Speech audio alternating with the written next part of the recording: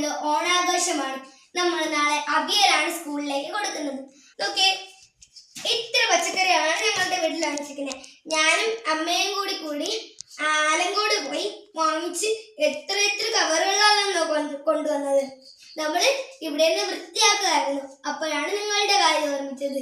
അപ്പൊ നമുക്ക് ഇനിയുള്ള വിശേഷങ്ങൾ പിന്നെ കാണാം. ഓക്കെ, ഞാനും അമ്മയും ആന്റിയൊക്കെ കൂടിയിരുന്ന് എത്ര നേരം കൊണ്ട് അരി വന്നു. ഇത് എപ്പോ തീരുമെന്ന് നമുക്ക് പോലും അറിഞ്ഞൂടാ. ഗൈസ്, നമ്മൾ ടാസ്ക് കംപ്ലീറ്റ് ആക്കിയിരിക്കുകയാണ്.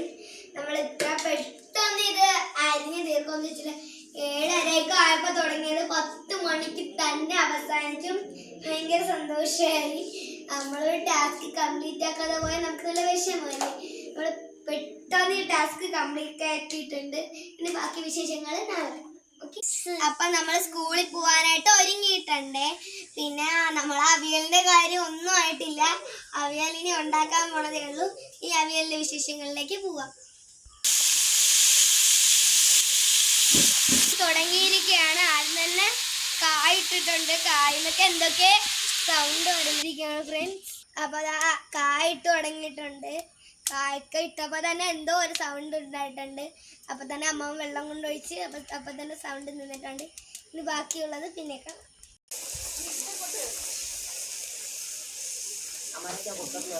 അപ്പൊ ഫ്രണ്ട്സ്, സൗണ്ട് കാരണം തിരക്ക് കാരണം ഉണ്ടാക്കി തീർന്നൊന്നും എടുക്കാൻ പറ്റില്ല. ആരംഭിച്ചിട്ടുണ്ട്. അവിയലുണ്ട്, പച്ചടിയുണ്ട്, കിച്ചടിയുണ്ട്, ചോറുണ്ട്, കുറെ കുട്ടികൾ അവിടെ നിന്ന് ആഹാരം കഴിക്കുകയാണ്.